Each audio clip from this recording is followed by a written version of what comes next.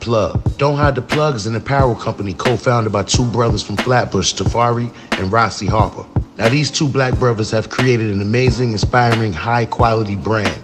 Now, you see on Infominds, a lot of our content is New York-based. We love New York, so it's only fitting that we partner up with a New York-based brand. Don't Hide the Plug. Now, they got some fire fitted hats, hoodies, T-shirts, and I'm feeling the old New York design with the bridge logo.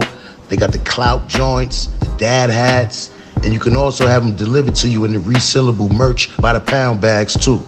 Now, mind you, they might be New York-based, but their apparel is for everyone, whether you're from New York, Miami, Texas, Chicago. It's a grassroots movement. Get in tune. And they offer free shipping on all domestic orders of $75 or more. But if you enter the exclusive Infominds promo code, you'll get an additional 10% off at checkout. You already know I ordered my package. My package is on its way. So I'll be wearing and showcasing the Don't Hide the Plug apparel in my next live. Go out and support these brothers. Check out their website. I'll put the link in the description box. Don't Hide the Plug.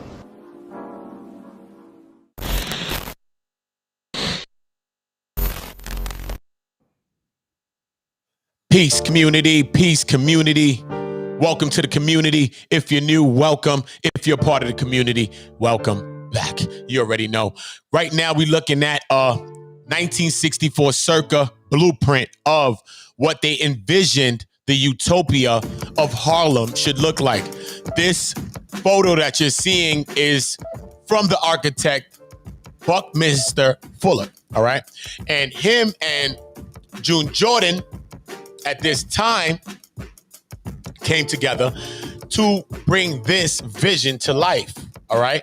So I do want to go into a breakdown. Once again, shout out to everybody on the pull-up. You know, when we're dealing with real content like this, I don't expect a lot of people to come. But these are the things that I like to cover. I like to cover real things where people really get to learn something about themselves, about their environment, about their people. I have a great piece that I'm going to be doing on the Tainos that I got and I did with some great people, some great speakers that's out here in El Barrio. So we bring in the awareness to many cultures, many ways of life, and many nationalities. So we must understand that. All right. We are one love, one voice, and one community. So I do want to get a little bit into this.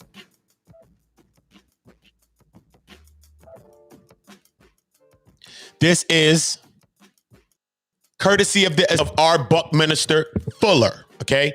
I was going to go into a little bit more details on Fuller.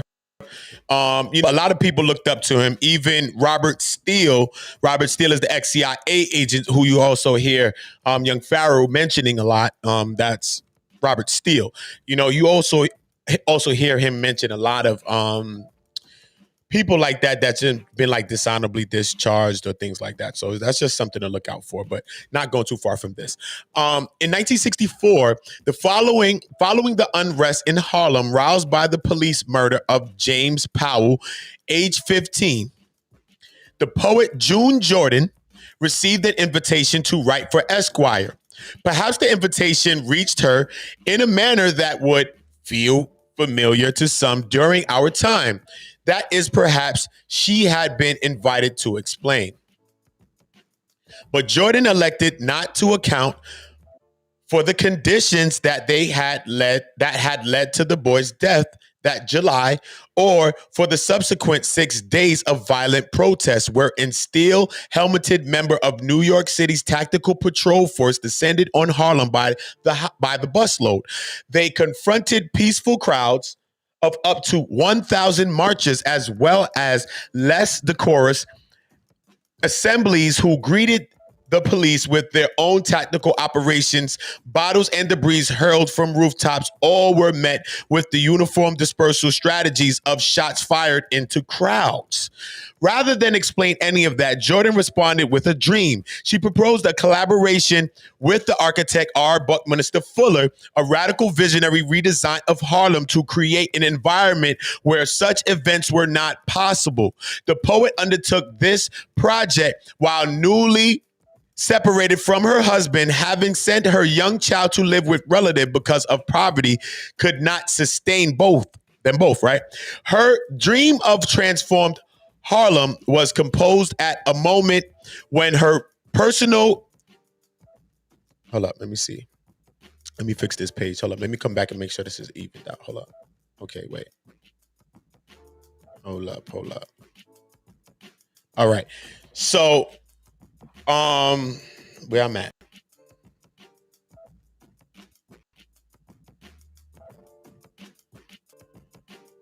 Relatives. Okay, a person of precarity met the larger crisis years later. She called the project a beginning, and perhaps it is helpful to hold on to that feeling when contemplating the resulting designs. Its most striking feature was 15. Hold up. This up so y'all can see this. Okay. Its most striking features was 15 conical towers, 100 stories high, intended to house 500,000 people, insistently lifting Harlem and its population to the skies, upward, forward, and out of history. Wow, that's a really dope thought. So she called the project a beginning, and perhaps it is helpful to hold on to that feeling when contemplating the result in the resulting design. Its most striking feature was 15 conical towers, 100 stories high, intended to house 500,000 people. So these towers were meant to house more people. These sky rises.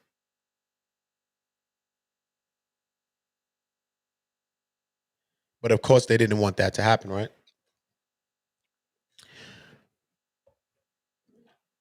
Those same towers would furnish a complicated network of roadways, walkways, and rainwater harvesting systems connected to the city's reservoirs, government buildings, shops, and cultural centers. Each apartment would be substantially larger than in typical public housing, boasting balconies and separate parking spaces as well, right? Every window would have a view. New highways would connect Harlem to its surroundings, conveying people in and out of the neighborhood and opening up what had been cut off by borders, literal and imaginary. It was a design that yearned for expansion and connection, but also a total obliteration of what had come before. Partial healing is not enough. Jordan wrote in the text accompanying the proposal, a half century of despair requires exorcism. When the article was published in April 1965, Jordan's byline appeared under her married name, June Mayer. Or Meyer, right? It could be Mayer or Meyer, right? But the collaborative design, though the collaboration was at her instigation, was attributed to Fuller alone. The title she had chosen for the piece, A Skyrise for Harlem, was changed to Instant Slum Clearance. Okay? Jordan's text offered specifics indicating that she and Fuller fully expected its enactment a construction timeline of 3 years, okay? Prefabricated elements to be delivered by helicopter, a budget financed by private investment.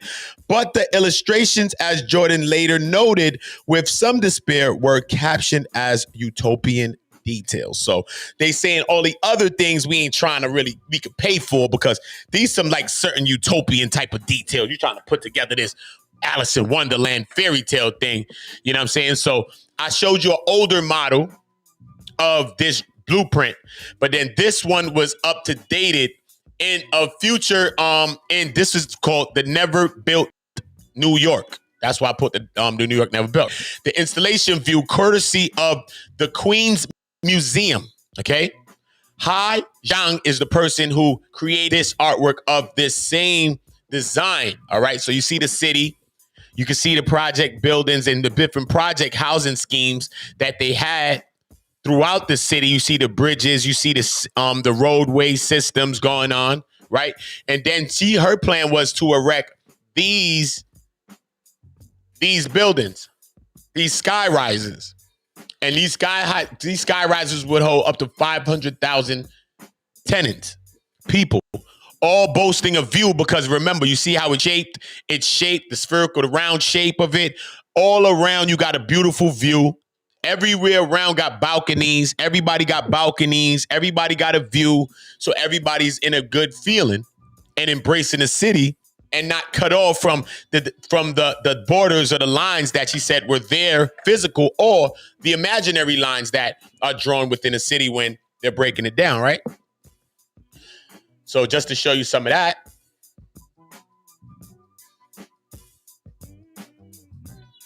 Let me make sure I didn't skip none. Okay, yeah. So that was Utopian Details, right?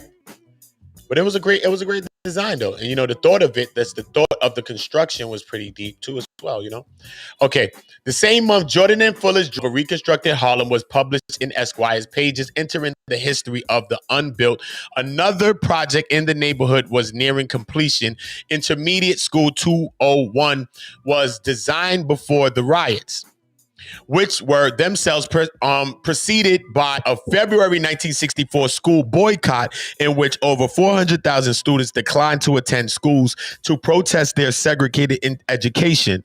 One flyer rallying them to cause showed a black boy staring through a broken shards of a window with the caption, "I don't have a good integrated school." Integration was understood as the force that would elevate their lives because the best indicator of better opportunities was the presence of white people, which a lot of people came to realize that was not true. And integration hurt us way more than it ever helped us. Because a lot of people was fighting to be around white people instead of just fighting to have our own stuff, do our own things, and just to be in our own space. Because that's what we really needed at this time. And when we got into integration, you know what we lost? We lost all of our businesses. We lost a lot of things. We were schools. We had our own schools. We was teachers. We was doing all those things. And when integration happened, a lot of people lost a lot of jobs and a lot of things changed. So not all things are good things, and sometimes you got to look at the other sides. So when the plans for IS 201 were published, they immediately caused a furor.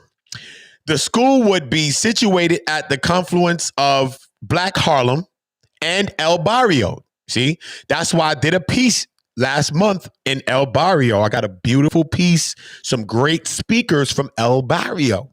I got pictures, I got photos, I got so much stuff I got to put together. It's going to be like a little documentary that I'm doing on El Barrio. See what I'm talking about? We're going to be talking about different cultures, different ways of life. This is what we're going to be getting into, but it's not about beefing or debating. It's more about dialogue and learning and solution-based building, right? So its eastern face abutting the elevated train traffic of the Park Avenue viaduct,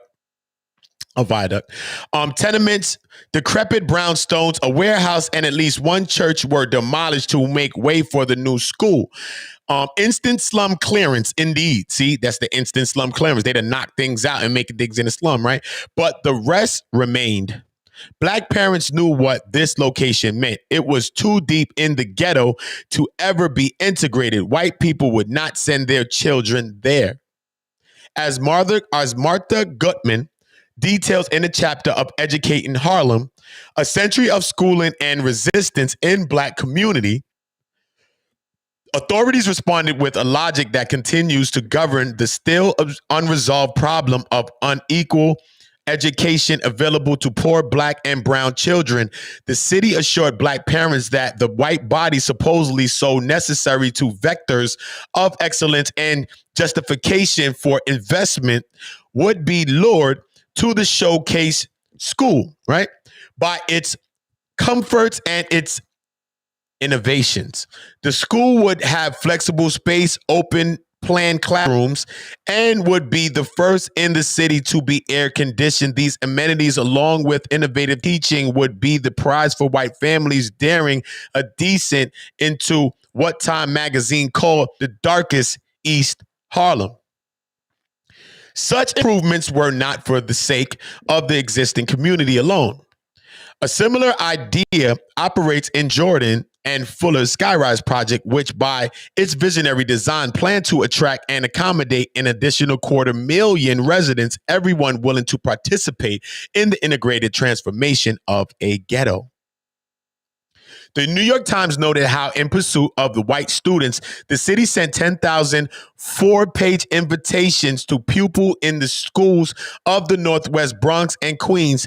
The leaflets stressed the education opportunities available at the new school and offered special bus service to and from East Harlem. A total of 10 white families reportedly signed up for the school tours, including one headed by Bruno Piscatello, who told the paper, "I wouldn't be doing this for integration," as his wife nodded in agreement.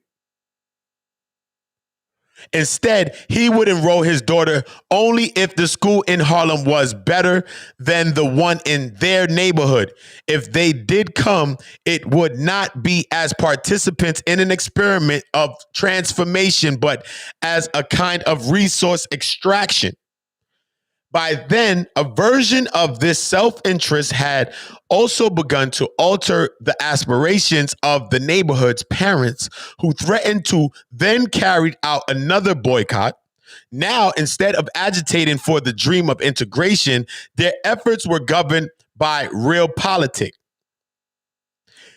Geography being destiny, the location of IS 201 determined that it would be segregated. Therefore, parents and activists argued for quality segregated education under community control. As the Harlem-based sociologist and organizer Preston Wilcox asserted in 1966, if one can believe that a predominantly de facto segregated white school can be a school, then one must believe that the de facto segregated and predominantly Negro and Puerto Rican school can also be a good school. This struggle, first articulated by parents, soon found supporters, or as the New York Times described it, militant Negroes moved to aid group in Harlem. There was Stokely Carmichael, still of the Student Nonviolent Coordinating Committee, having just declared for Black Power a young Louis Farrakhan, right? Got Louis there. Just after elimination of Malcolm X, Ella Collins, the sister of the slain leader, then attempting to guide the remnants of his organization of Afro-American Unity, and also lent her support. We must create for ourselves and plan our own destinies. When the fight was won, at least temporarily, the school opened in April 1967, a year later than originally planned. After the 3-week boycott, picketed, and prolonged negotiations, but in the midst of the struggle over what kind of school it would be, parents and activists began to notice the matter of the building itself. The work of the New Orleans-based architects Curtis and Davis, imagined without any input from the local community. At a cost of $5 million, it was then the most expensive school in New York system and won prizes and praise for its design. But some parents and activists, including members of the Harlem's Parents Committee, already organizing in the neighborhood for a decade, and other groups formed in the midst of IS 201 struggle for school control, saw this architecture as an affront. Wilcox called it a palliative. Hold up.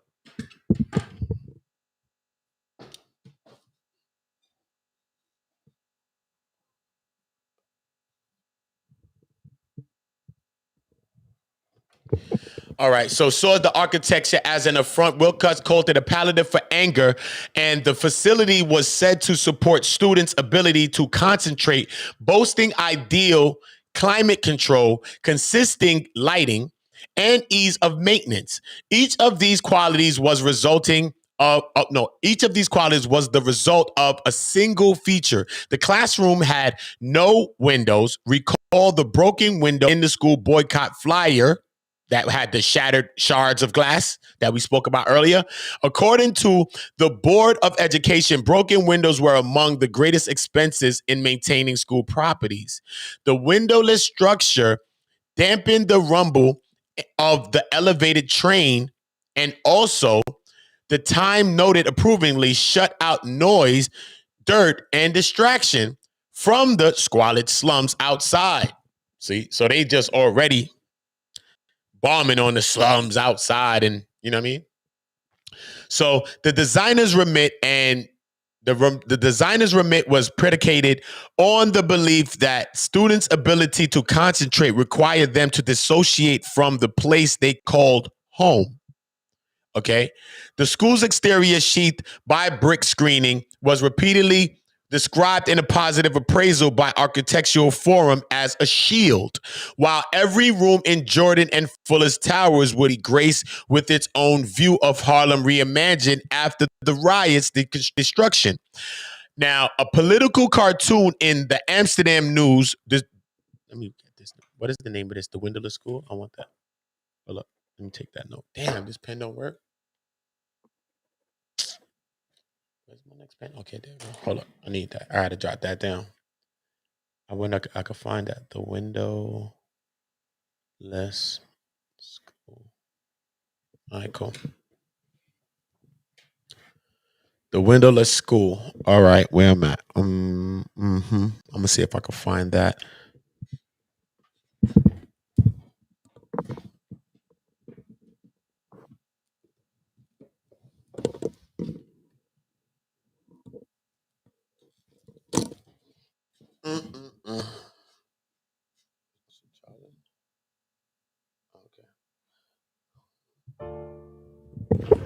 So where I'm at with the Windowless School.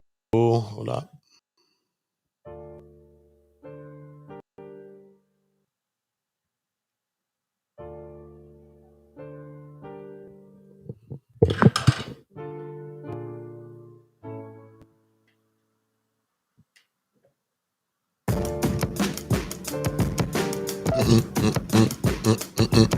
Where's that? Where am I now? Okay, the Windowless School, because I'm gonna do a piece. I want to go more into that.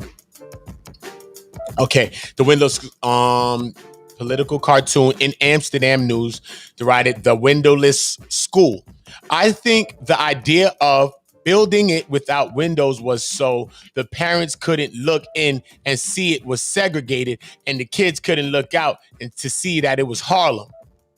And the building, again designed before the riot, seemed prepared for future seizures, seeking a design fix for the problem of a noisy elevated train. The architects were able to subvert a code requiring light in school buildings by having the structure qualify as a fallout shelter as well. So they was building like a bunker, like a shelter. You feel me? From broken windows to no windows, future students of Harlem experiment in design right here. Look at old Harlem.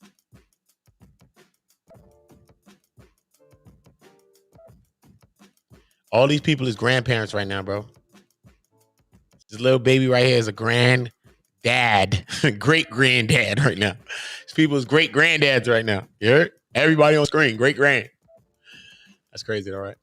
Years later, when I lived in Harlem, I sometimes passed that way, and IS 201 did not seem out of place. This was not a positive achievement. The building in those days, it housed the school of the Boys Choir of Harlem, seemed naturalized with its adjacent landscape, the one it had been designed to exclude. It was already old, and in my memory, it was always covered in scaffolding and ringed by a tall chain-linked fence, like something undergoing reconstruction. I did not know or think to inquire about its history, so I was unaware of the picket lines and controversy or the brief aborted experiments in the community control. I did not know about the 12-inch walls and floors designed to withstand nuclear war, but the forbidden brick facade shield communicated something about what Jordan had been trying to avoid when she wrote to Fuller in the midst of their design collaboration, urging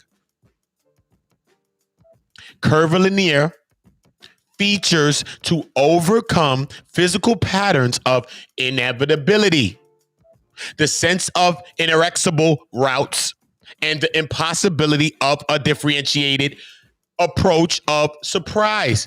Despite their different origins, The Jordan Fuller collaboration and the Harlem School fiasco, it raised similar questions. Not the design, not the built or the unbuilt achieved its end. While it's easier to decree that the school as a failed experiment imposed on the community and undone by its assumptions, it is not hard to imagine Jordan and Fuller Skyrise meeting a reception at least as bewildered and possibly becoming every bit as ripe as reveled. Hold up. So let me see. Let me go back. So despite their different origins and collaboration, and the Harlem School fiasco raised similar questions.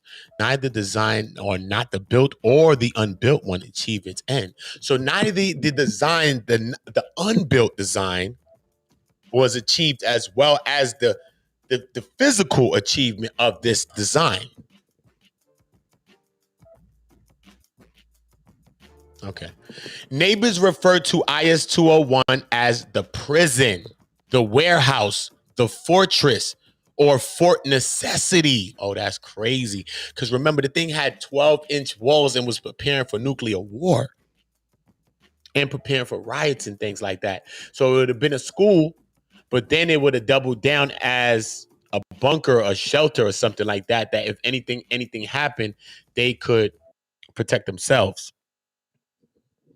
Other undoubtedly colorful local nicknames might have been earned by Skyrise, depending on what unforeseen problems the design created or solved. In recent years, Jordan and Fuller's collaboration had been resurrected and celebrated by scholars as a lost instance of Black feminist architecture and rightfully an achievement of Jordan's speculative imagination, but both operate in architecture heroic and thus truly utopic mode. Jordan rightfully invoked the imaginative leap necessary to transform Harlem, but this was framed as a proposal to rescue 250,000 lives by completely transforming their environment. The notion of an architectural rescue mission may be where Fuller's imprint is most visible. In early 1966, just before the struggle began over IS 201, its design and control, and how these would combine to determine what kind of future was possible in Harlem. Fuller was quoted in the Times New Yorker, not the Times, in the New Yorker, right, Times New Yorker, making claims that might have been used to justify those windowless classrooms. You can't reform man and you can't improve his situation where he is. Fuller further described the theory and changed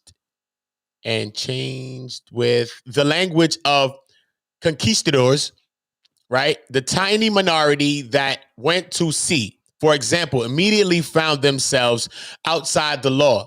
This outlaw area was the place where technology was developed and change was possible. If Harlem was in such an area, the Preston Wilcox's harsh assessment of IS 201 that it was a monument of absentee decision-making colonialism may have been equally applied to Skyrise, even if it was co-designed by Jordan, a native daughter of the neighborhood.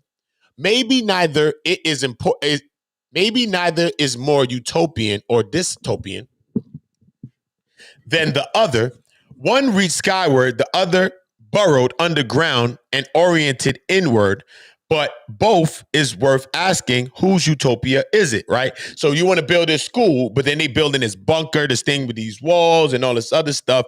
And they, you know what I mean? So it's like, so who's this building this utopia for? Is this supposed to help the people, the citizens, you know what I mean? The children? Or is this thing more a thing for the city and for governments to use as some kind of political thing? And this is what it's coming across as. You see what I'm saying? So interestingly, the two projects shared a design element. Jordan writes in an innovation developed with Fuller to build the new towers on columns above existing tenements. This way, they'd avoid the displacement summed up in the Harlem. Let me see. Let me put it right here. Let me zoom it in. Hold up. All right. So this way, they'd avoid the displacement summed up in the Harlem aphorism. Urban renewal equals Negro removal. Instead, residents would stay in their homes during the reconstruction process and then move up into the new towers, which would begin 10 stories above street level. Only when the ascent was complete would the buildings be raised, the empty space below becoming public park space and roads. IS 201 also hovers above street level, elevated on tapered concrete columns or palati that earned it another of its nickname, a tomb on stilts. In Educating Harlem, Gutman wrote that these were among the design's allusions to classical European, African, and Native American influences, but another observer writing in 1973 called them an inspiring example of what modern American riot architecture. So they was like preparing for the riot, preparing for like that type of a vibe, but they was building a school, but at the same time, they was building a place to protect themselves just in case we ever got out of control. Again, because of a police shooting. Remember, this all started from police shooting a boy. And it sparked protests. And all of these protests sparked her to think about creating this utopia for black people as well, so that we could get feeling like, you know what I mean? And we could see the city and all types of different things to lift the vibe, to lift the pride, to lift the spirit of the people. Then the people think that it's possibly a good thing, but then when they come about doing it, they want to build it their own way or build it different things or do different things with the building or the construction. So this is why they keep asking the question, whose utopia is it? Is it for the people, or is it for the people that's been oppressing the people? Because when they oppress the people, this is going to be somewhere that them and they people can go and hide and stay while they dealing with our case outside. See what I'm talking about? All right. Modern riot, American riot architecture. What the architects thought would be a covered schoolyard was instead sought out as a shelter for Harlemites who lived out of doors. It's shadowing, inviting, and in the deprivation, the building attempted to shut out, neatly contradicting Fuller's notion that every use could be determined by design. Surely the 100-story towers of Skyrise would have created as much shadow as shade. Darrell Williams, who was among the first students to attend IS 201, has posted a short documentary on YouTube in which he attempts to make sense of the time he spent there. I'm going to go and get that. Thank you, Darrell Williams. Darrell Williams. You know what I'm saying? I would love to see any footage on this thing. Plus, I'm running around in the city. I'm going to go check out where this location of this building was. So this is why I'm bringing this intro in, because I'm going to go and see if I can find the location of the school, see about these things, put these things together. Let's figure out things. And this is what it's all about. Let me see where I'm at. Oh, he spent the time. Oh, the time he spent there. Wondering if people knew what IS2 was, built out of struggle, to a soundtrack of Gil Scott-Heron. He drives through the neighborhood interviewing his fellows from the schoolyard and the block, boys who had played together in those streets before the school was erected and are now almost old men. Williams' own impressions of the school are salutary.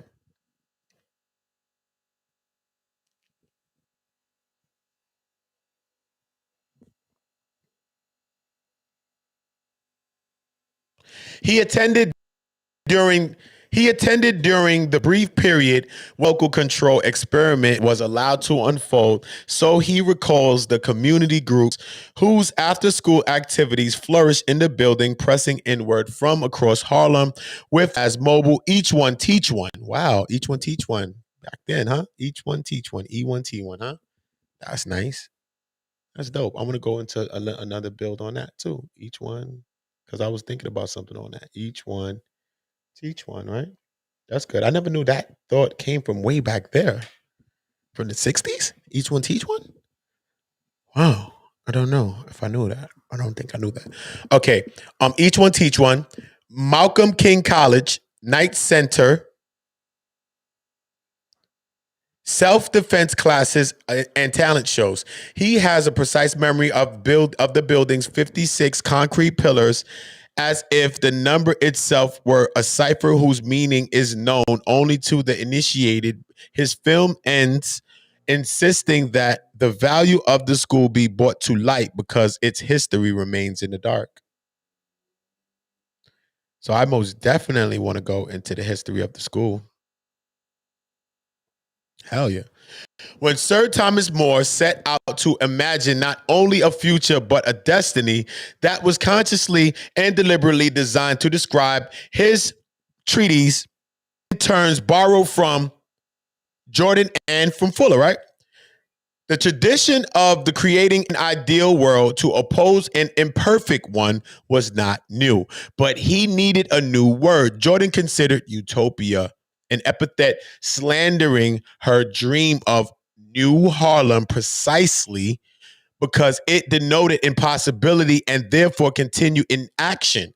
But Moore's vision was aligned with the greatest action of his time, the voyages and discoveries and subsequent projection of European power into their lives, destinies, and possibilities of all other peoples of the world. This is not a coincidence. Moore's text and spate of tax that followed the publication of Utopia in 1516. Let me write that down. Utopia in 1516. In 1516 were written into the expanded imaginary opened up by conquest. The new territories were spaces where it could be imagined there were no people, or if there were people, they could be civilized or perfected, or should be, or should they resist, vanquished, or exterminated. That's creepy and scary.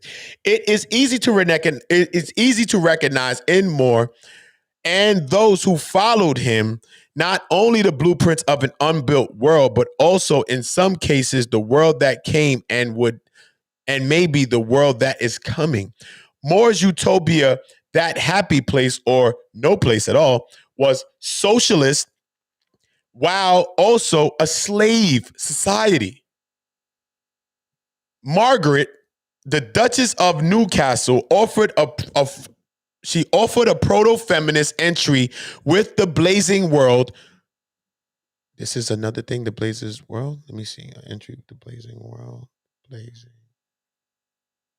World. I didn't read this before I read this, so I'm just reading this to you as I'm reading it. I know about this stuff, so I'm just reading it to y'all as I'm going. But I didn't know about some of this knowledge. Okay, so she did this. So Margaret Cavendish did that. Margaret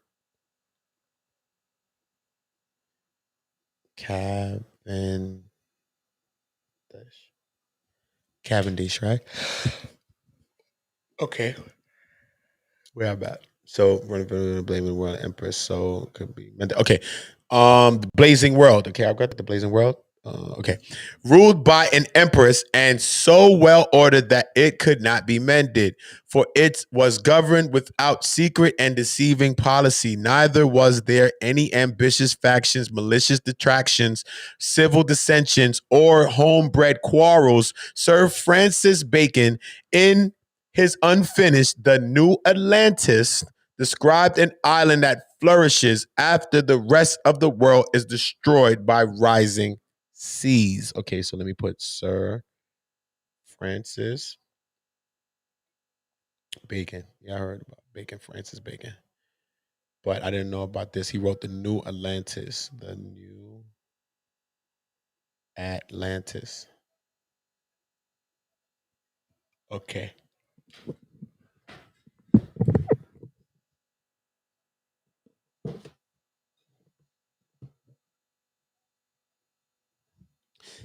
Each was dreamed up not only as the deliberate design of a new world, because of a world that no longer existed. A world followed the Jamaican philosopher Sylvia Wynter, whose people and their vision of how or what the world might be had been destroyed by a European encounter.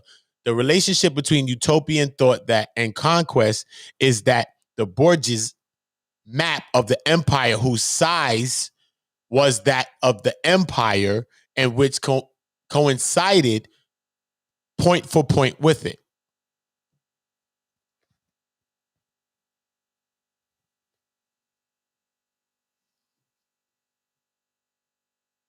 Now, this is going to be part 2. Because this is getting me more into the other details of stuff. Magna Carta, the European civilization in the New World. These are good things for y'all to know.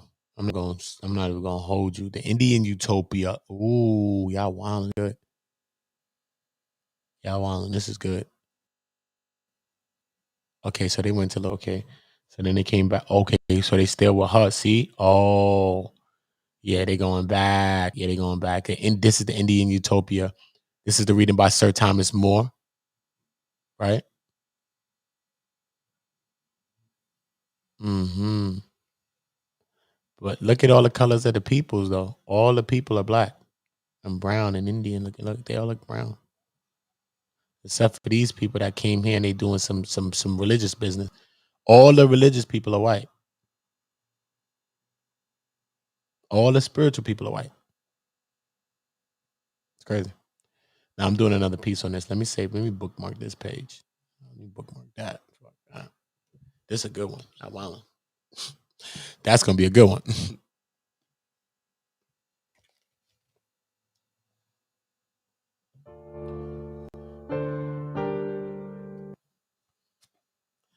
Peace community. You already know the vibes. That's gonna be a part 1 to that, because I did want to get into the Harlem part of it, but I do understand that the other parts are the breakdown, and you do need that as well. But you probably lived in Harlem your whole life and you never knew that. You never knew nothing, probably. You know what I'm saying? You need to study your city. Get into the history of your city. Start learning about your own town that you're in. Be it all around America, all around the world, man. What you doing? You just walking around. Oh, I know how to get to this side. Oh, I know how to get to that side or that shire. No. Learn about your city. Understand the history. You know what I'm saying? That's why I'm most definitely about to start taking trips all around this world. Literally, you know what I mean? I'm trying to further Dr. Rashidi's work. I'm trying to further that. You know what I'm saying? Pick off where he left off at. And finding our African presence all around the world. Salute to my people. Talk black to me. That's the type of shit I'm on.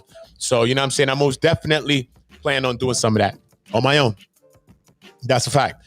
Yeah. Most high ancestors, everything gonna help me. It's a fact. I'm not begging no one to help me with nothing. I help everyone, period, point blank. That's how I'm on it. You're just going to see me cooking. You're just going to see me working. Right now, I'm building 25 YouTube channels at the same time. We're cooking up. So I've retracted my energy and held it in for myself.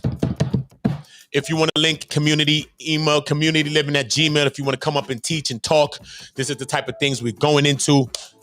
I can't force people to help their people. If you want to help their people and you're on the side of right, then you join me in the fight. Sister Nandy will be doing some podcasts here. She will be the first person I will be building with. Shout out to Sister Nandy 3G Pizzy. You already know the vibes. Shout out to Sister Nandy, high vibrational queen that don't switch. You know what I mean? That don't switch. You know what I mean? That's what it's all about. That's what I'm about. The grass has been cut very low. Everything has to happen so you can see who is on your side. Not all hate is hate. I see hate as a positive thing sometimes. Hate also pushes out the word and pushes out the word of this. Because many people have never spoke about this. They've never said, yo, y'all need to go to one community because that brother over there is doing some positive work. Some people are only going to say through hate, but that's how some people show their love. You have to understand that. Some people don't know how to show their love. If we're talking about people that's traumatized through slavery and residual effects, and then we're seeing people traumatizing each other, understand that some people are going to show their love by hating on you.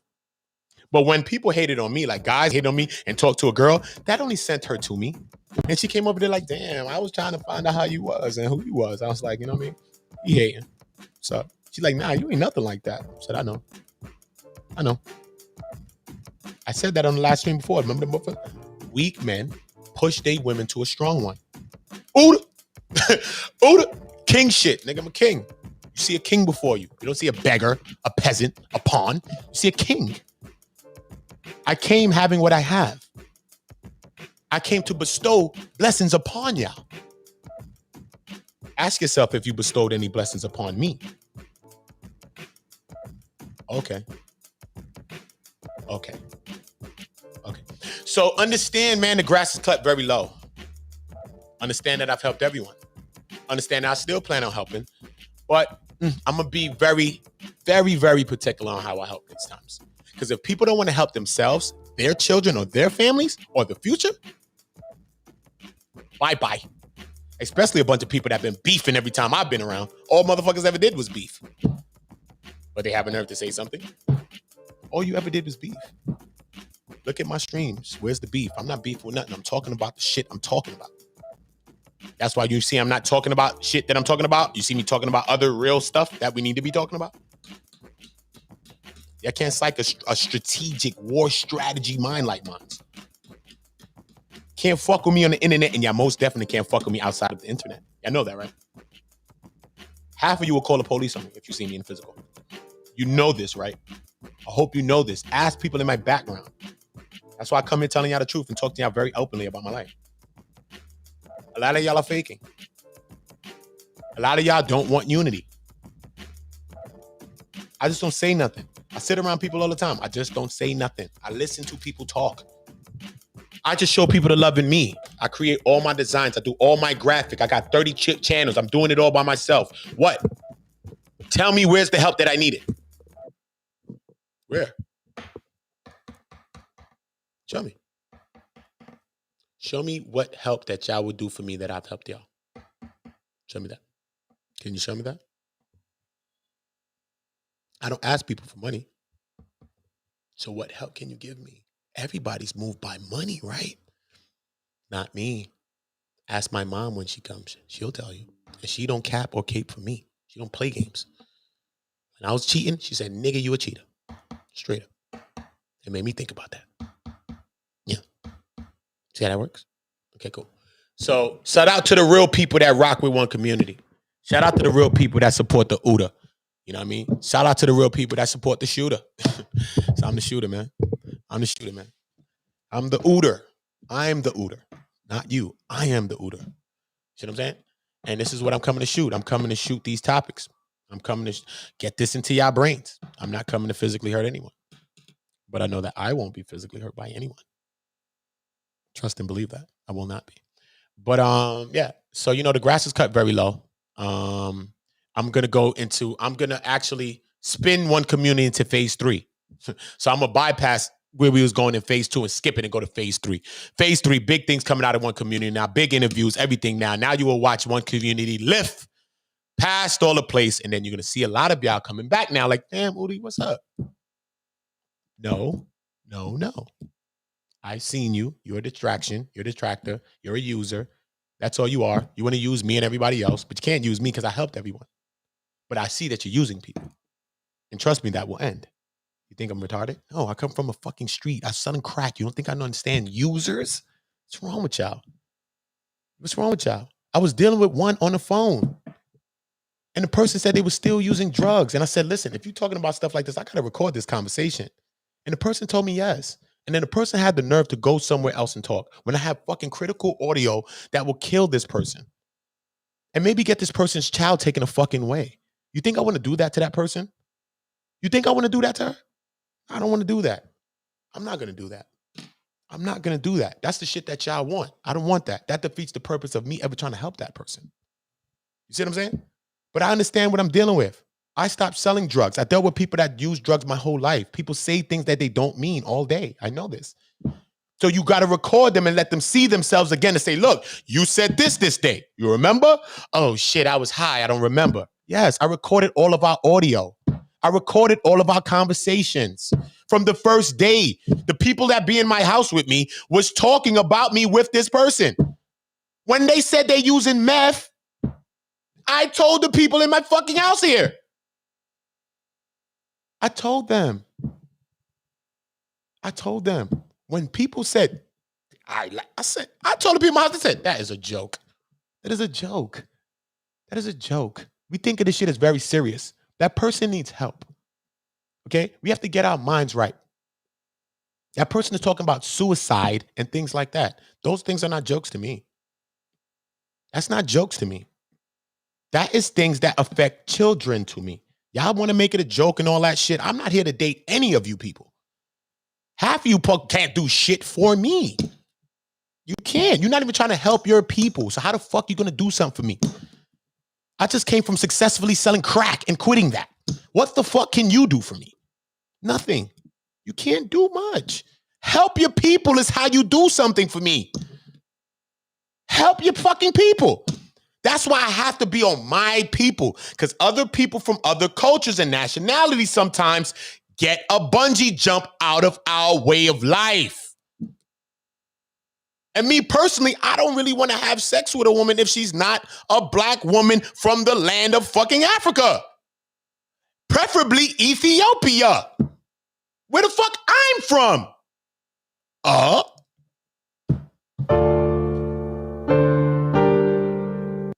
Y'all people is weird, son. Y'all people is weird. I need to see people helping people. If you're not helping nobody, I'm not even fucking with you. I'm not even fucking with you, son. I'm not. If you're not helping people every day, I help everybody. My mods, everybody gets help. Everybody's able to talk, come up here live, chill, take a load off. If you're not helping people, you're not helping your mods, you're not helping your people, you're not helping nobody here, you're not doing nothing, you're not talking about nothing happening in your city, you're not talking about no missing people, you're not helping nobody. If you're not helping nobody, I am not fucking with you. I am not fucking with you. You will see people begin to start making changes to come about fucking with me. Listen, man, I gotta stop beefing so much if I want to go beef and chop you up with community. You already know that. You already know how I'm rocking. If y'all on that certain shit, black party, you're gonna be invited to a block party. Okay? I will not be weaponized against my people, but I will not be weaponized against. All I know is living that lifestyle. Okay? I've dealt with the fakest of motherfuckers my whole life, and I've eradicated their ass out of here. Trust me. Word to my mama and my babies. Word to my mama and my babies. It's nothing that I fear. It's no one that I fear. Fat, big nigga. Don't care. On my resume. Yeah. Don't care. Small nigga. The plane, boss. The plane. Don't give a fuck. You're not going to be able to understand me. Like, this motherfucker's supposed to be conscious, but he want to talk about truth. Truth. Because y'all lying and acting like y'all conscious. I am conscious. But I know nobody gonna fucking play with me, because I bet you Malcolm wish he had his fucking strap on him when them niggas said, get your hand out my... If y'all niggas don't calm that shit down before I clap one of y'all dumb motherfuckers down there, which y'all get your hand... Oh, my bad, Malcolm. Get back in our seats. Okay, cool. The assassination mission was botched.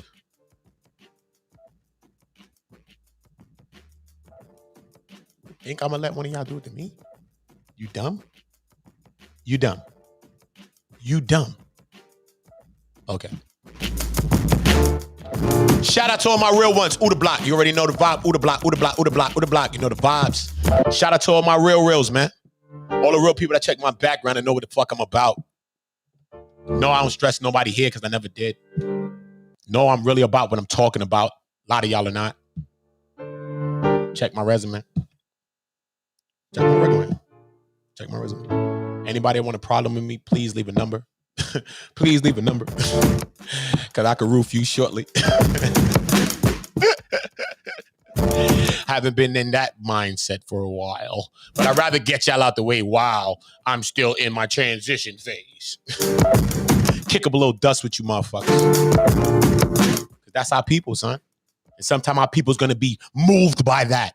That's why I'm not going to be just, hey, y'all, let's kumbaya. No. It's not a kumbaya. I never said it's called one kumbaya. I will fling some of y'all motherfuckers. I never said there's gonna be one kumbaya. I said some of our own people are trying to fucking kill us. Y'all didn't even listen to my streams? Wake up. Wake up. Wake up.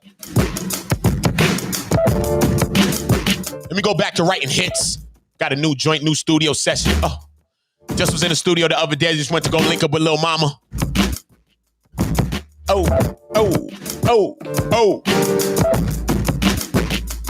a new feature on the new album. It's crazy. It's crazy. Crazy. It's gonna be one of your favorite artists. And I'm gonna do an interview now. Now I'm gonna do the artist interviews and shit and make my channel boom. Must I have done this, y'all? Because a lot of y'all gonna be coming out, damn, what community? Oh my God. Community. Oh, community. I already know. Women always love me my whole life. You know that, right? Fellas always rock with me. We're ready to kill something for me my whole life. You know that, right? Even random guys I meet, just my homies, they rock with me like that. You know that, right? I'm a real one. You know that, right? You know some of the things that I'm doing is borderline prophetic, right? Oh, get scary. You know we making history, right? I saw the vision of all these things, even the distractors and the hate.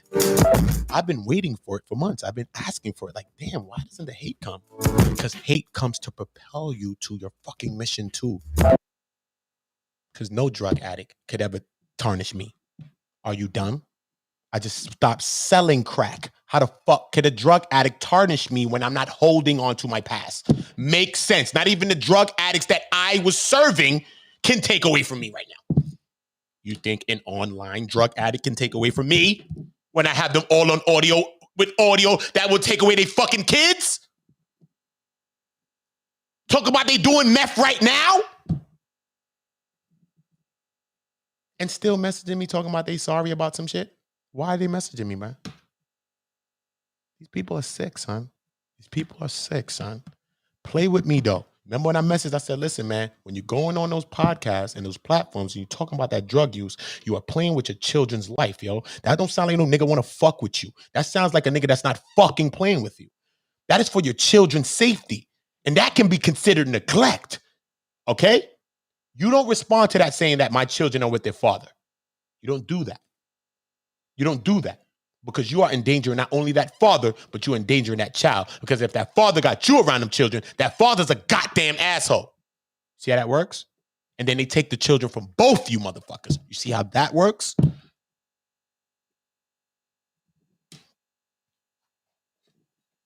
If you're a follower of that channel, make sure that you're really focusing on your sobriety. Make sure that you're really focusing on getting better out here. If you really need my help out here, you email me communityliving@gmail.com. If you need to talk to me about anything, you can. This goes for anyone that's dealing with sobriety for real. Because I'm not drinking liquor and I don't. And I'll show you a room full of champagne Moets. I got a room full of champagne Moets because that's my drink I like to drink. I got a fucking shelf full of champagne Moets. And I look at them every day and I be wanting to bust one of them shits. And I don't. Feel me? So at the end of the day, I understand sobriety. I'm not selling drugs. I'm not going back to doing that shit. That's a sobriety for me too. I'm not smoking cigarettes no more, and I'm not drinking right now until I feel like I want to. Because I said I'm going to stop it for a year, but I like how I feel not drinking. And I think I'm just a better person not drinking. And trauma and shit we go through, my baby was being almost killed and all type of things like that. I'm not joking with people playing with their kids, man. Anybody that play with their kids, you lose me, man. And that woman is playing with her fucking kids, and she lost that energy out of me, man. You don't play with children, man. You don't play with children. And if you play around, I'm going to expose what I'm going to expose, and let's see what the fucking California County think about that shit. Because we're not going to play with the children, man. Or you may not have to be around your kids, and let's leave them with the father, man. Because you need to get your mind right. Them children are being abused by you. By you. And you mad me saying that they was getting abused by Side Netta. He abused them too. And I'm going to stick to that. And I told your ass, get the fuck off my page if you mad about that. Because that's my thought. Okay? You agreed with me on my goddamn channel. Don't let me bring it up. So you agreed, and now you want to come write me 10 times, talk about, oh, Side Netta. No. Don't fucking come to me with the manic shit because you just used right now. Now you flip it. Stop that. Stop that. Stop that. You're a drug. I know how I'm dealing with that. I'm not putting down people that use drugs, but you are a person that played with that. You came online and said you didn't use the drugs, man. And then told me that you used them just yesterday and a day ago. That is not a game to me. I told the people in my house, bro, that day. The fuck you talking about? I be having people over here. They're just gonna be walking past my screen, bro. I don't keep no secret for you people. The fuck is you? Think you some secret? The fuck is you? I talked to these people about it. We had a conversation. When I brought you back up and said, yo, the one that was on the meth. Oh, the meth one? What happened with it now? What happened? What? What?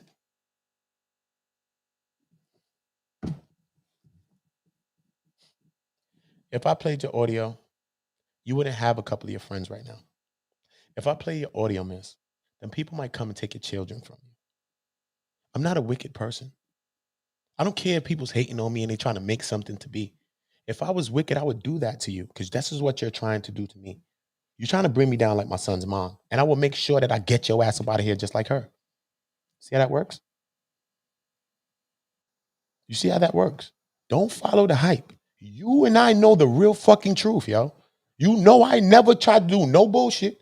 You know for a motherfucking fact that I told your ass about real shit, about you need to get the fuck out of here with this online beefing.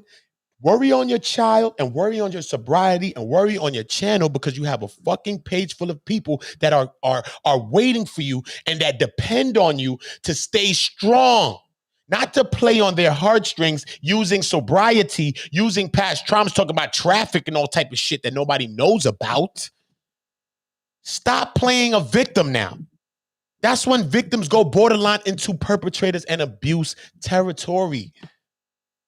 We have to stop that. If you're a victim, think about yourself as a victim, but also think about every other victim as too. Just don't think about yourself. Because in that, you sometimes victimize other people. Okay? I got constant messages telling this person, texting this person last month ago. Stop messaging me. You're attacking me. I'm telling you the right shit.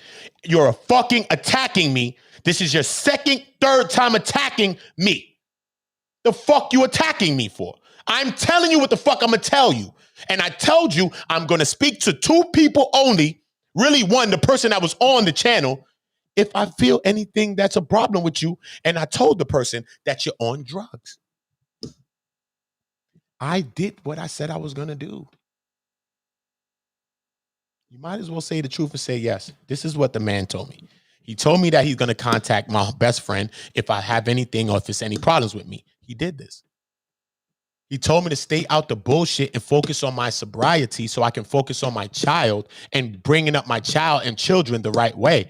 I didn't talk to her about her white man or no fucking body. You didn't ask about that. I don't give a fuck about none of that. The fuck I'm asking about a white man. I don't care about none of that. But when you're dealing with manic people, what do? Record. And I told her, the woman was high, son. Soon as she said, yo, I was using drugs the other day and I lied on 10 toes down. I said, what? Wait a minute. What you said? I got to record this. She high. She bugging. Okay. Okay. And she thought going in, telling this whole fake story, and then goes on Sonetta and lies on me. Talking about I asked her for a favor. What favor could this woman do for me? I created an overlay screen for her. She begged to pay me. And I said, miss, you don't have to pay me. Nobody else paid me. So what favor could you do for me, miss? What favor? First of all, I'm against you even bringing your daughter to that man. What favor you could do for me? In the middle space of that is when I did the interview on her channel. So what favor? I'm doing you a fucking favor already, miss. What are you talking about? It's me doing you the favor. I did you all the favors, nigga. What are you talking about, man? What's wrong with y'all people? Only one that's did a favor is me for anybody. Ain't none of y'all do no favors for me. Which one of y'all did a favor for me, bro? Who? Not even the biggest channel did a favor for me. Y'all got to stop the capping now. None of you niggas did nothing for me. Stop lying now. I made sure y'all didn't give me y'all little money because I don't want that either. Because that shit don't define me as a person. I'm good. You never see me come on here looking hungry. You see me fucking chilling. Gucci watch, all type of shit. You don't see me bugging. You see me chilling. Living my goddamn life. Designer frames on. Walking my own merchandise at www.don'thidetheplug.com. Video is sponsored by our first ever sponsor, Don't Hide the Plug. Don't Hide the Plug is an apparel company co-founded by two brothers. When are we the same? I'll wait. What do y'all have going on? I'll wait. I didn't have to get monetized to have these things going on. I already got advertisements and all that shit. I'll wait.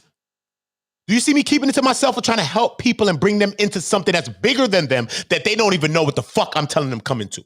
Because if they really knew who the fuck I was, they'd have all came and subscribed by now. Because that's what my people told me. Tell them. Let them see. Show them. I said, no, I'm not. Because there's a bunch of fake motherfuckers going to come around me just like right now in the real world. And then you got to expose these fuck niggas. You see? And there's a lot more of y'all that's going to come. Phase 3, community. Just know what I told y'all. Just know what I told y'all.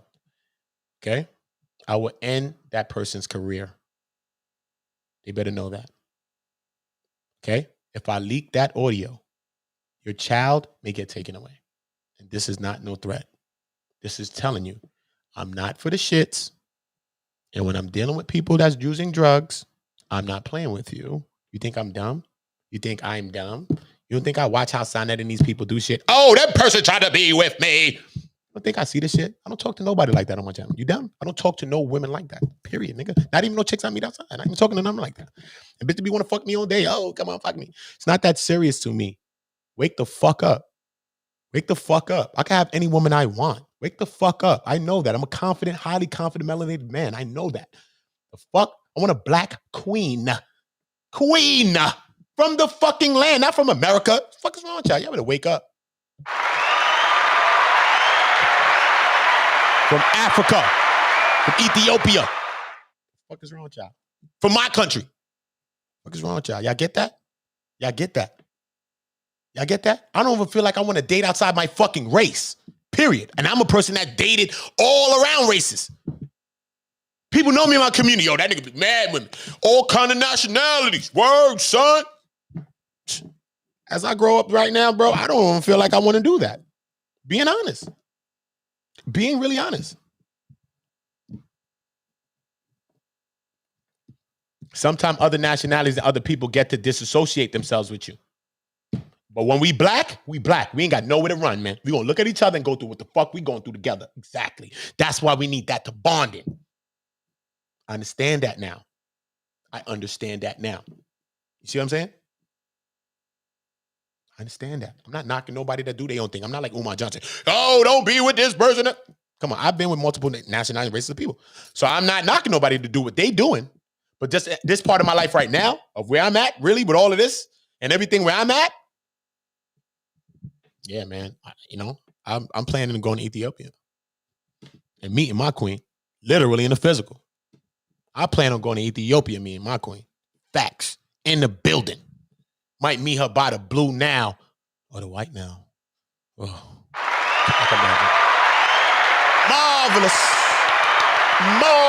marvelous. King Jaffe Joe.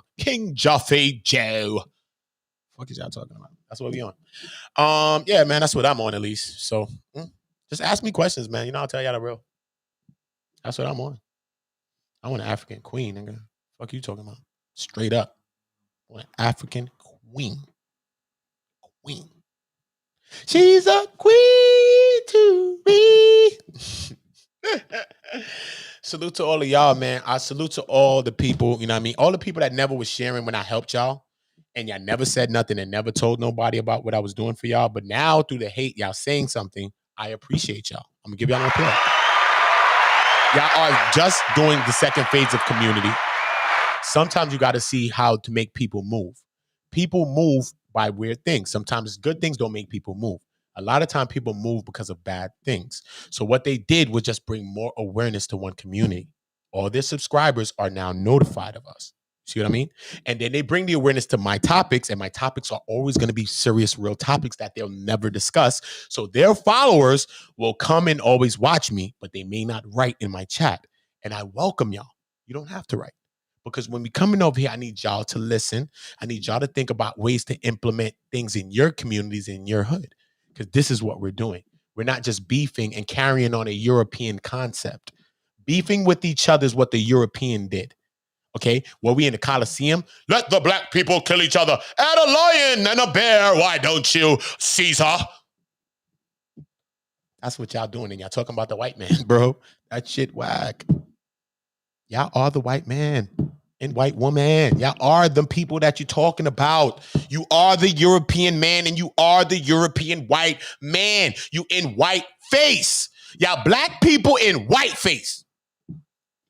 Because y'all not black. Because all y'all do is beef and don't help nobody. So we know what's going on. If the government was planning on killing anybody, trying to help anybody, you niggas would be alive. And you niggas would be the house niggers. It's a bunch of house niggas on YouTube. All they do is beef and beef over fried chicken. That's what y'all beefing over, watermelon? Or who can fucking dance and jigaboo the best for the massa? What are y'all jigging for? Tell me. Because you can't fuck with me. My confidence level is through the roof. You cannot tell me, niggas, that you couldn't even meet a woman that I've been with in my life. Stop. I didn't have sex with maybe your favorite actress or your favorite singer. The fuck are you talking about? Yes, already.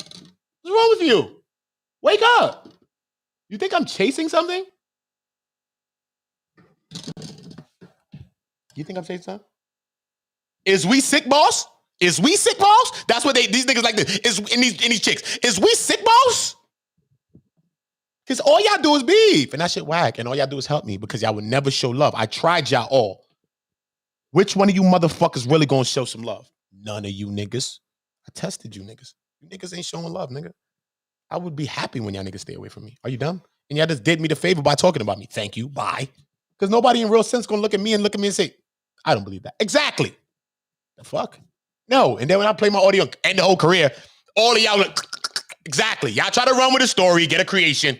Now you got what? Nothing. Exactly. Now you done got the woman child ripped from and all type of stupid shit. Because y'all ain't never give a fuck about her anyway. See that? See how that works? See how that works? That's why she's still messaging me now talking about, I'm sorry. I'm sorry. Sorry about what? I'm sorry about nothing. Say sorry to your children, not me. It's not me. I'm not in your life, miss.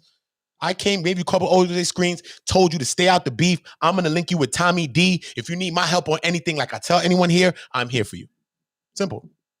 Simple. But if I feel like anything's getting problem, I'm going to call your best friend or email your best friend, contact her, which was Lady La, and that's it. And I emailed her. And the time when it came, when I felt she was going manic, when I felt she was doing the drugs and doing the things, I emailed her. She said, I didn't even know y'all was talking. I said, well, you know now. Because I told her, anytime I get to that point, I'm going to do that. I don't have time. I'm not here to be the next nigga and be back and forth with you. I'm not here for that. I'm not here for that. And that next nigga could check his email a long time ago. Fuck out of here. Imagine that. So all these people will be taken down in succession. See how that works? Trust, I'm a street nigga. I go about things correctly. When a lot of these people go in their emails, they'll see I'm right there like this. Months ago. I'm already in there. So they think I do things randomly. Ain't nothing random, son. I've already emailed you.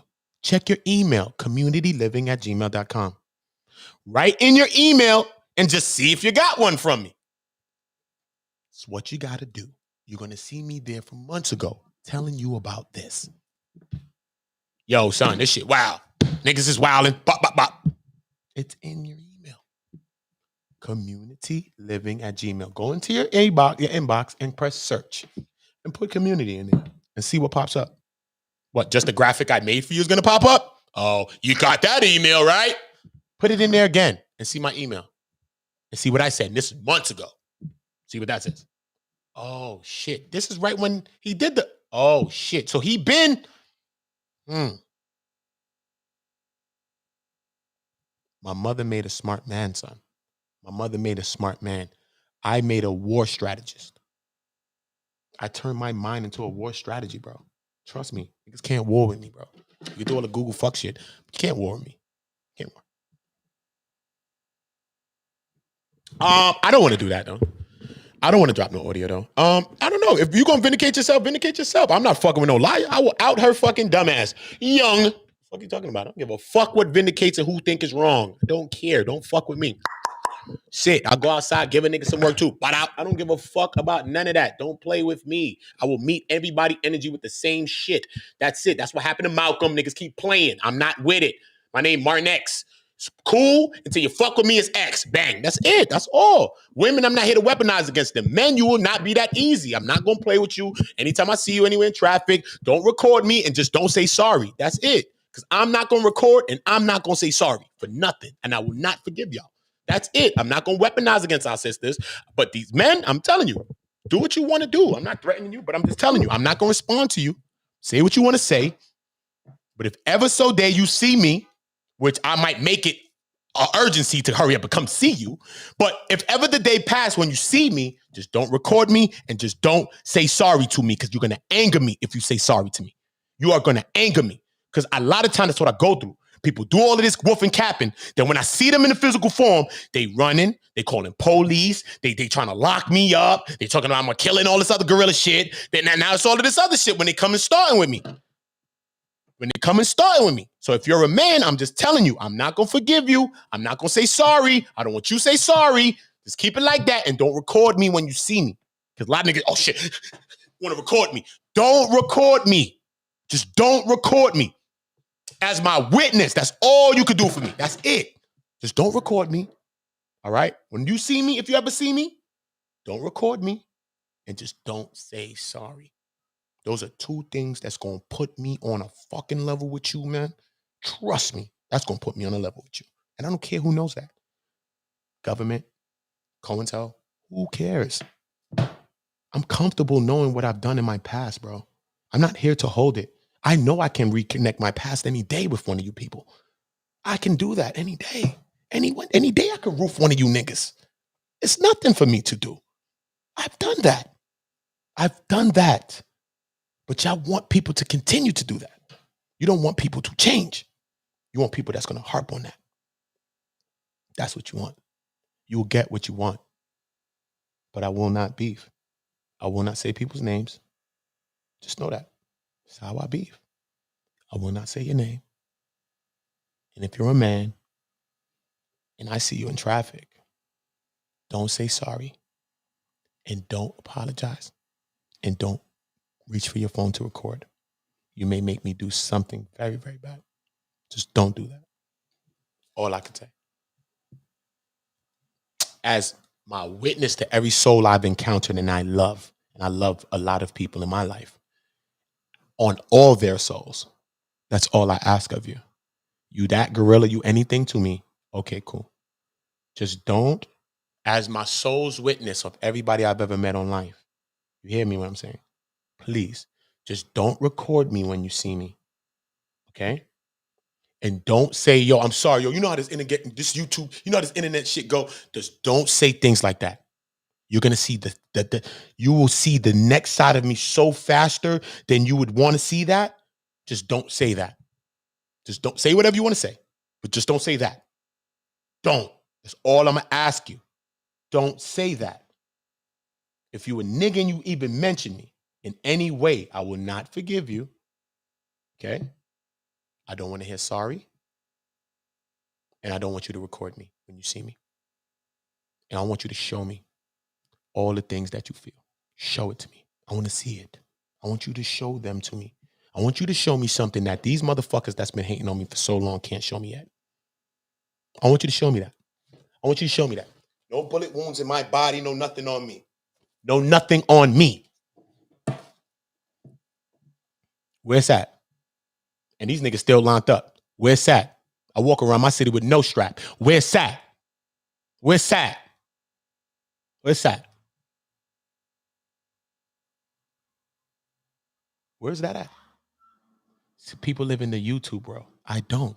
I live in a real world where real murder happens and people are really getting killed outside. And people really going to jail for the rest of their lives and 25 years and shit. And I got friends that's doing 100 years, nigga, right now. And we did the same things together. Should I be in there for 10, 100 years? Should I be in there for 20? Ask yourself, what do you see? When you look at me, what do you see? Do you look like a nigga that's joking with you? Do you think somebody that's playing with you? Do I look like someone that's lying to you? Look in my eyes. Tell me, what do you see? Tell me what you see. What do you see?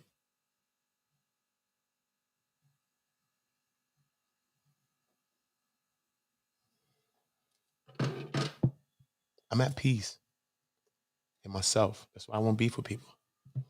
I've beefed my whole life. I studied war. Y'all niggas don't want to war with me. I'm funny. I joke on these people all that time. I don't have time though, bro. That takes away from what we try to do. If that's the case, I'll just end this shit and just go do my music, come back, and this page will be on fucking 50,000 subscribers, and all of y'all will just be passing through to watch me. Simple. The fuck? And just put who I want on my goddamn channel. Bye. The fuck? They don't stop nothing. You don't stop anything. You just mess it up for other people. But I'm not going to allow them to. I'm not going to allow people to do it. But I just want you to know. Everything will be repaid. Just not the way you want me to. That's not the way y'all want me to. But I want y'all to keep talking, because when y'all keep talking, y'all keep bringing energy over here because y'all don't show love. And I understand that some people show their love through forms of hate. So I have to accept any form of this love that I'm getting. Any love that's going to bring some light to my channel and bring some light to the awareness of what we're trying to do, I got to accept it. Because through all that hate, I don't really see a lot of trolls in there inside the chat. So it's not really transcending. It's not really coming across as that. People may come across and be listening, but they're listening for me to go crazy, and I don't want to do that. You know what I mean? I don't want to attack nobody, and I don't want to weaponize against a woman. You know, that was something that I just kept telling her, like, stop, like, stay off my page, miss. I tried to help you. You still using drugs. You playing this Cash App game. You playing with people's souls. Then you coming up talking about the trauma, just like the man said. And he was like, yo, you keep using this shit like a joke. And then she want to go, and hang up the fucking, come off Info Man show. You know what I'm saying? You know what I'm saying? And you want to jump off Info Man show based on that, then text me talking about, can you tell him about the Cash App that I sent him? And if you want to show me that you respect me or you're going to hold me down like a friend, then you got to back me up in this male-dominated space. What? Bye. I got real people I need to take care of, miss. You don't get the fuck out of here. You need to ask your drug supplier to take care of you. The fuck?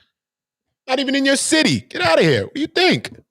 I just left one fucking trouble ache, my son's mom, who's still putting my life through hell. You think I'm bringing another fucking hell demon in? You dumb? Is you dumb? Is you dumb? Is you dumb? Y'all don't listen to me, obviously. Y'all don't listen to my goddamn story every day. Like, I'm gonna put myself in some bullshit. Not me. Not me. Not fucking me. But it just goes to show you how manic she is. You know what I mean? It's all good though. I don't really want to out her. You know what I mean? I got messages from this lady. The lady's talking about committing suicide, man. The lady's talking about committing suicide, bro. Those shits ain't jokes to me, man. I want to be with nobody committing suicide. Get the fuck out of here. Who the fuck want to be with somebody committing suicide that you don't know? Who the fuck goes and bees with a random stranger you don't know that's committing suicide?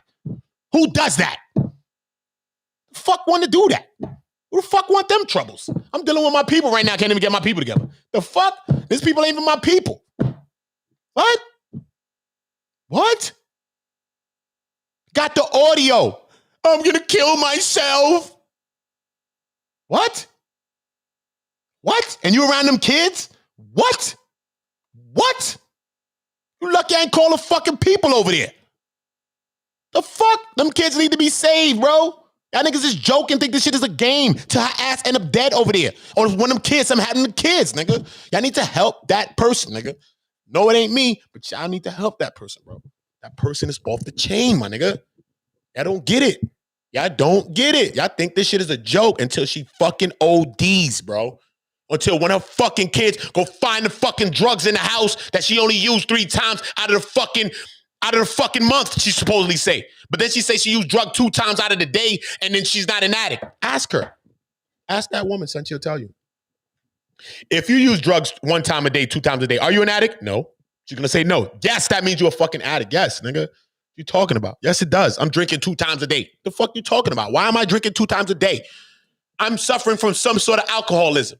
Period. There's no running around that. There's no running around that. The woman can't see how she's hurting her own kid. She think everybody else is hurting her own child, son. And when I really got to see that it was her really hurting her child, that's it. I already knew. It's her that did it. She's the one that coerced her child to do the things. She told her child to stop saying that that the nigga bought the 2 outfits for her and him and all of that shit, bro.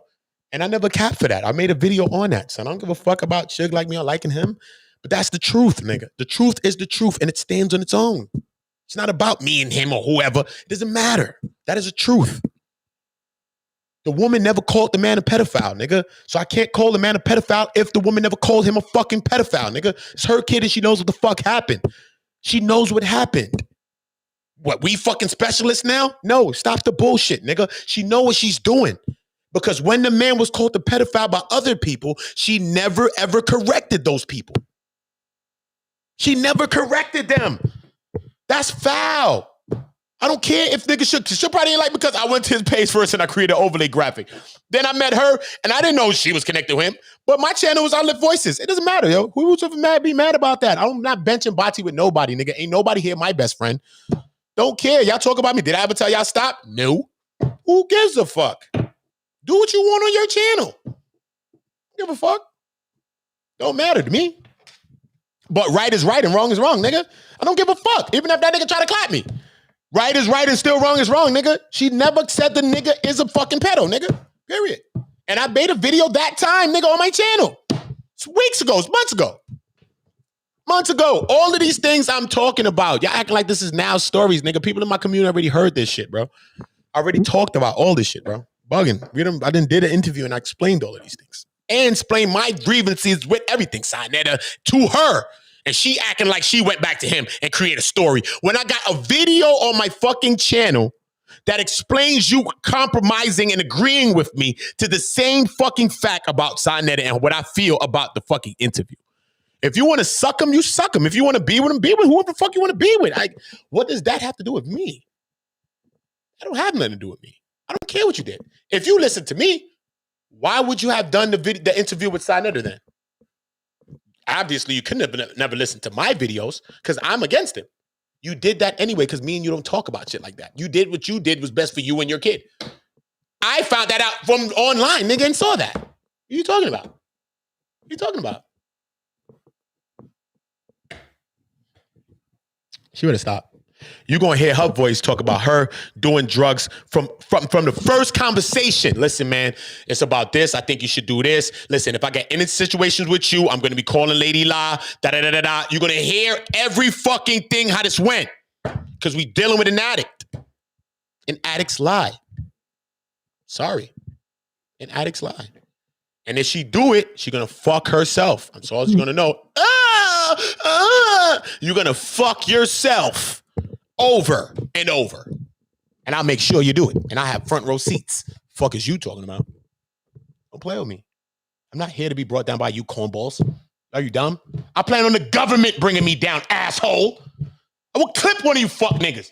I plan on the government bringing me down, asshole. I'm against the biggest gang. Nigga, what's wrong with you? You don't get out of here. Y'all niggas so dumb. Y'all so dumb. Y'all so retarded. Y'all better help that person, bro. Y'all better help them. Because once I drop my audio, if I ever feel so, there's nothing to say about that, bro. There's nothing to say about that. I'm sending my audio to the fucking police, nigga. I'm sending mine to the neglect of abuse of children. That's why I'm sending my audio and my messages of that lady. That lady will be off YouTube tomorrow. She better go sit her fucking ass down. It's a joke. Ha ha ha. It's funny. Then sit your ass down for the white man have your kids forever. Stop. Dead ass now. We're not joking. I'm against people that's abusing children. You're abusing your fucking kids. I told you that shit already. And I told you stay the fuck away from me if you're going to be abusing your fucking kids. And you writing on my page now, oh, sign her, because you mad that I'm telling you this and I'm not being a yes man. Then when I tell you I've deleted the fucking shits off my fucking page, stop. Here you go. You run to Sinnetta's channel. See? That's what happened, bro. That's what happened. And I'm going to expose her dumb ass. Worse than Suge could ever do. Suge could never do. He don't have these audios, nigga. Suge don't have this. If Suge had the audio I got and the messages, he would have a field day chopping that up. Oh my God. He'd be like this. Oh, man. Yo, y'all. He be chopping that shit up. He wish he had the information I got. My shit closed, shut the deal. Bow. I'm still on the drugs because of this, but I don't really, because, and like my mama said, my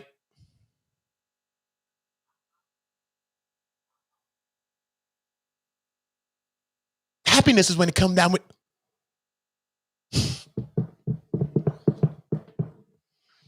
Not here to weaponize against my sisters, yo. Get your life together, sister. Cousin, you're not a sister, me. Black sister. Cousin. This is cousin. Get your life together, miss, please, yo. I don't want to see your children, nothing happen to them. Like day one. I didn't know that who was doing whatever. But get your life together. Understand and see the neglect that you're causing upon your own children. Please do that. Please see the neglect and harm that you're doing to your own children. And stop thinking that just because your kids are with their father, that you're not being neglectful as a parent in your actions, even online. Stop thinking that is true. That is not true. Your kid don't have to be in my presence, and you're doing something that is jeopardizing them. You're on drugs. You're on methamphetamines. You're doing them 2 times daily, saying you're not addicted, then going on nigga's channel lying, talking about you stopped for months, and you said you did it 2 days and a day ago, right? And then you go back on the nigga channel and say, you know what? If I do it, don't do it for 29 days and I do it for 3 days, then I'm not an addict. What are you talking about? And you know that's not true because you don't do it for 20. You do it throughout the 28 days. And sometime you may stop for 3 days, possibly. So why are you saying it the reverse way on 10 Toes Down TV? Why are you saying that you go for the 28 days and you stay sober for the 3? No, you probably drugging for the 28 days. And then 3 days you see what I'm saying? So you're lying. You're lying. Because my audio says you're lying. My audio says you're lying. So you need to stop. Really honestly stop. You said sorry already, but I don't think your sorry is going to be enough right now. You need to publicly apologize and tell the fucking truth, and then I will think about not fucking dropping that audio about you and sending that shit to your local precinct and child services, because you think the shit is game and people's laughing. I'm not. Suicide is not a joke. People faking suicide is not a joke. People trying to kill themselves out here for real, son. Who the fuck is you? Why you get out the way and stop fake being a victim, yo? Stop that, yo. If you faking on the suicide, imagine the shit you traumatizing your daughter with. You do that fake suicides around her? You use drugs, obviously, around her. You use drugs around your daughter, yo. You be high around your daughter, son, off meth, till today. Your daughter is traumatized, man. You coercing on interviews with Sinetta talking about they didn't do nothing, but you told Napata to stop certain times. What are you talking about, man? It's you that did that. I just said Sinetta, he should have never been cursing in that fucking online, and he should have never used it to weaponize it against multiple other people. If you want to do his interview, do his interview. That's what I said, you know. Why is he cursing all through it? Why did he curse a woman called by Queen's Bee? Why did he talk about multiple other people that don't have nothing to do with the person he's talking about? If he kept it all in the context, talk about the person you talk about, then that's your interview. That's your interview. That's your dialogue. It is what it is. But keep it in the parameter of the box that it's in, because you're trying to help a victim. Supposedly, right? Allegedly, I should say. See what I'm saying? So that was my thing. I'm not mad at Sonata interviewing her daughter. That's her child. That ain't my child. That child got my last name? No. The fuck? Don't care what people do. That's their kid. It's your kid. But now, in the response of what you did, in the wake of what you did, now I could have a fucking feeling based on what the fuck happened. And that's my feeling. You can get the fuck out of here, because now you up for public opinion because you put your daughter on a public platform. So get your fucking public phony ass out of here. You too fake, bro. You too fake. I tell you like real shit, like, miss, you need to stop. Like, get your mind right, yo. Oh, I gotta put my titties on the screen because my titties, because this is how I get my cash out with the titties. I'm more of a butt guy than a titty guy anyway. That's just me personally. I'm just saying, put on some casual clothes. But she said she got that from who? Because Claudiva be, you know what I mean, having her little vibe. So she be trying to come with the titty shit so she could balance and challenge Claudiva. You don't be seeing what's going on. You see what I'm saying? She's having a titty war, trying to have a titty war, unknowing, because Clyde don't know, an unknowing titty war with Clyde. She's trying to have an unknowing titty war with Clyde. When Clyde don't even know about the titty war. Ask Clyde be like, I don't know about the motherfucking titty war. Fuck it, you mean titty war. Please like the video. I don't know nothing about the motherfucking titty war. Thank you. The fuck? So you just see that it's all about that, man. Watch her. Just watch her. See that she can't put on real clothes. See, she will never. She doesn't. She always put on some shit. If she having it, she's going to put it down. She's going to have her titty out, damn near. She got kids walking around, the boy walking around in and out the screen, titty all out. Breast milk leaking on the keyboard. Why are we doing that? Why are we doing that? We gotta get our shit together. Community living at gmail.com. Yeah. Email me, Eve. I thought I emailed you. I don't know. I think I wrote down the right email yesterday, Eve. I emailed you yesterday, but I think I did. I don't know. Just make sure you email me though, Eve, so we could chop it up and figure out some polyons and how we gonna cook it up. You already know the vibe. Yeah, just gave y'all. Okay. Oh, you did? I didn't know. All right, cool. I gotta go check my email. All right. Yeah, you already know the vibe. Just a little bit of Harlem, a little bit of this, a little bit of that. But you see, that's why in the end of this, I give you a little jewels. Because I'm not really with the shits and I'm never calling nobody by name. And I got the audio that get their kids taken away. And I don't really want to do that to people. But fire bundle wicked, exactly. But you don't understand, though. The wickedness is part of it. We need wickedness to live. Everything's not positive. You got to understand, hate helps it grow. They say, what the fuck they hating on that shit for? Let me go over there, go look. The fuck? This is Instagram. This is YouTube, I mean. Like button, dislike button. You post to. What is wrong with y'all? Don't let that shit get to your heads, man. Let people do what they need to do. Them shits ain't translate to hates yet. How much dislikes I got? Probably 2. Maybe, right? 3. That's the same haters. That's it. So, y'all done. Y'all done out here.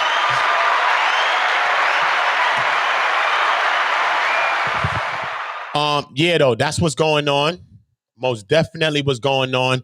I will be dropping off that little piece of information to the Beaumont Police Departments, to the Beaumont Police, and the people in Beaumont. So I will be releasing that good audio, so maybe that those children could get some help. So yeah, just be on the lookout for that.